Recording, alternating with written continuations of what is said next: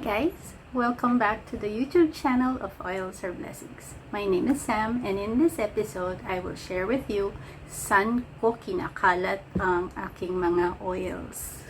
Okay. So, hindi lang siya nasa isang lugar, as in nakakalat siya. Hindi naman yung kalat na basta na lang nakakalat or else aawayin ako ng asawa ko.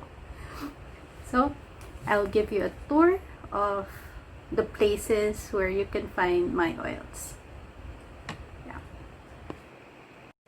So before we tour the house, I want to share with you my backpack. Okay, yeah, I bought this online from Baggage and Company.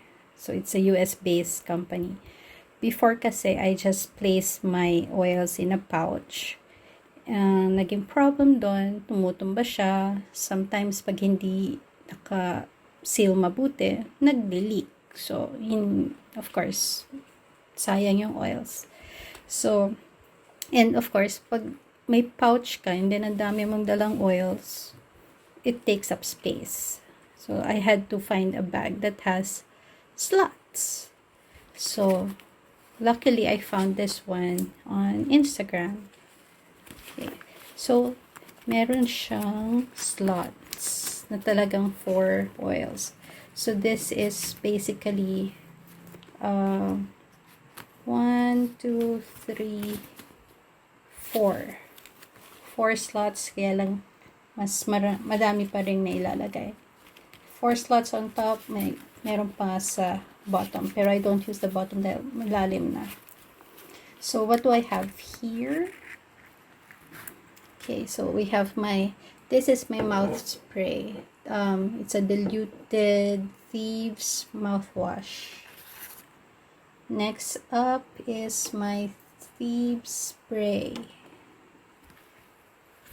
And I have my breather again. Whoop, roll-on and what's this? Dragon Time. Kasi yung aking Dragon Time nasa pump, hindi siya yung nasa bottle. I got the massage oil. So, I had to transfer dahil hindi kasya sa aking bag yung aking pump.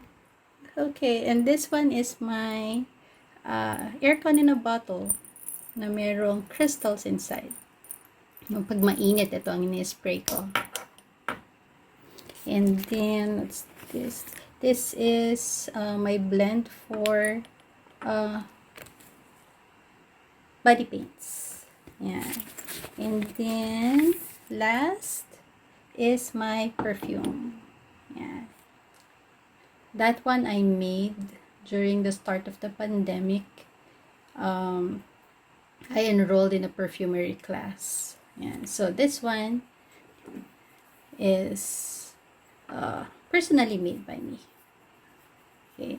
Ang ano niya, hindi carrier oil ang base.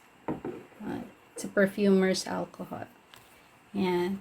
So, yan ang laman ng aking Baggage and Company na backpack. Okay. Yan. So, at least alam ko lagi siyang nakatayo. Dahil pag nakahiga, there's a possibility na mag-leak. Okay, so since we're in my workstation, I'll share with you or I'll show you where I place my oils. So, yung laptop, and then on the side, I have my oils. Tada!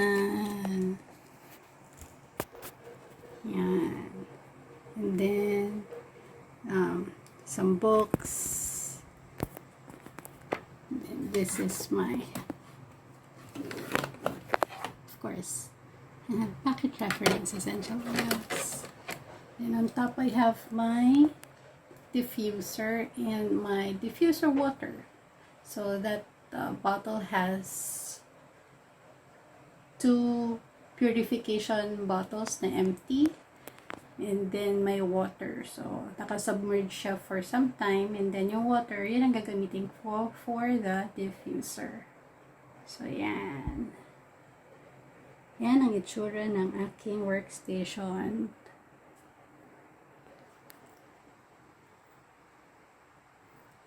So, daling ko kayo dun sa other places where I have my oils. So, in the bedroom, I have my oils beside the bed. As you can see, I have my diffuser, my oils, the oils that I use in the evening, and I have water already. So, para hindi ako kailangan pang lumabas pa every now and then. I just have water readily available beside the bed. So, I have my linen spray, the oils that I love to use, and then this is a blend that I use to apply topically for my scar. Yeah, again for scar. So, if you don't have a rack or nagtitipid pa kayo, you can buy a lipstick stand. Okay. So, kasya naman siya.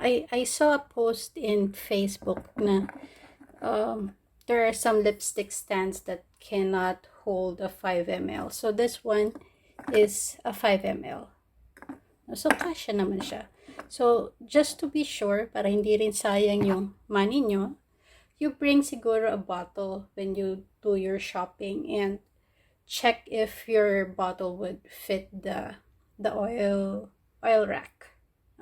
So, kasya ang 5 ml, my sprays, my roller bottles, my dropper bottle.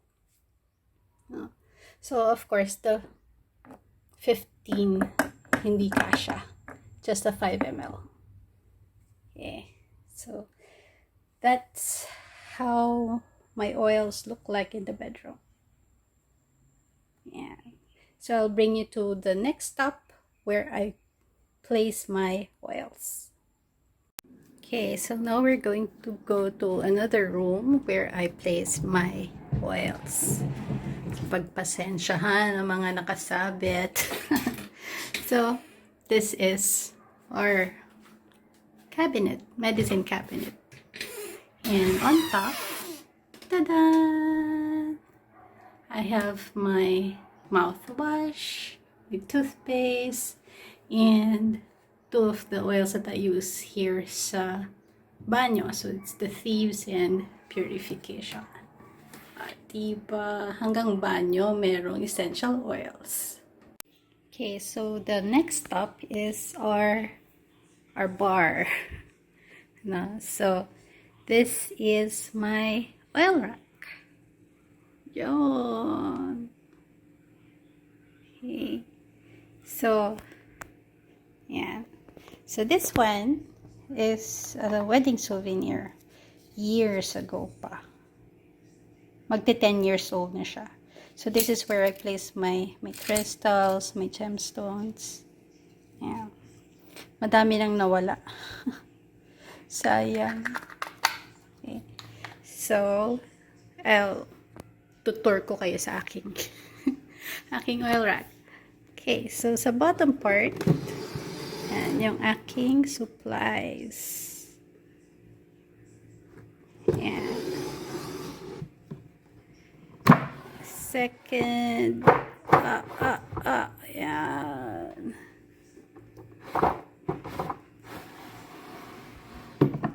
And, yeah. Tadan. Hindi pa complete. The ones at the back, kasi hindi ako nagtatapon.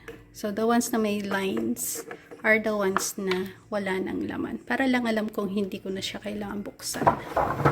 Okay. So, on top are basically other oils pa. Yan, my carrier oils, my capsule rack. Yan. Yan. So, this one was a gift. This one was a gift from Miss Kathy. Okay. So, meron pang dalawa pang boxes. And so I have my carrier oils. this is my carrier oil. Carrier oil. My, what's this? Dragon Time. This one is Orthoise. Perfume base. This is dishwashing soap. And this is my favorite carrier oil. Yan. And this one is what? Carrier oil also. Yan. Tada! Yan ang kalat ko. At dahil puno na siya, pati sa gilid meron. Oh, diba? I have bottles on the side. Tapos, meron pa sa kabila. Okay, so this is my pipettes. So, yan. Dami na yan. Yung jigger, hindi ko alam bakit nandito to. It's supposed to be dun sa kusina para dun sa nail siya. Pero yeah. So this is what it looks like sa aming bar. So portion of the bar is mine. Yeah. So the next stop is the fridge. Yes, mga kapatid, meron sa ref. Ta-da! Okay, so I have my nails at the bottom, my oils in another container. Pico!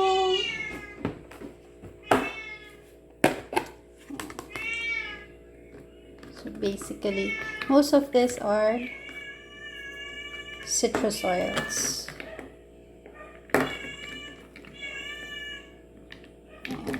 Well, actually, lahat yata sila citrus oils. Wala, nagko-concert ang mga pusa ko. Yeah. So, you have to place it in a box or in a container so that nobody will make a mistake. And, of course, sometimes, nagkaano yung smell niya. Kailangan hindi ma-contaminate ang smell yung laman ng ref. Okay, so I'll bring you to my favorite part of the house, which is our sala. Tada! Yeah, this is our sala. Yeah. So I'll bring you to my favorite spot. This is my favorite spot. So I'm in the corner. So this is where I normally sit down and watch TV. Ta-da! And here I have my Lola's bowl. And yeah, so I have another diffuser here and some of my oils. Yeah, I also use oils of other EO companies. So this is from Casa de Lorenzo, but of course I still have Young Living, and I have my aircon in a bottle. So that's peppermint, water, and some of my books on essential oils. Ta-da! So yeah, yung ang ganda ng pwesto ko, diba? Yan. So guys, that's where I place all of my oils. Kung sakaling mapadpad kayo rito, you know where to go, where to find my oils, just in case if you need one. And I hope you were inspired or you got ideas on where to place your oils as well. And sana hindi kayo makalat. Kasi pag makalat kayo, aawayin kayo ng asawa niyo. So, the oil rack, ginawa yun ng asawa ko para lang lahat ng oils ko na sa isang lugar. But since kulang na nga space, nakakalat na siya. So anyway, if you like this video, please do click the like button, subscribe, and of course, hit that bell so that you will be notified the next time I have another video. If you want to learn more about essential oils, please do follow me on my Instagram account or my fan page on Facebook. Just search for Oils Are Blessings. I'll also leave the link on the description. And if you want to be a member of Young Living, I will leave the link as well in the description box. Again, my name is Sam. Peace and blessings.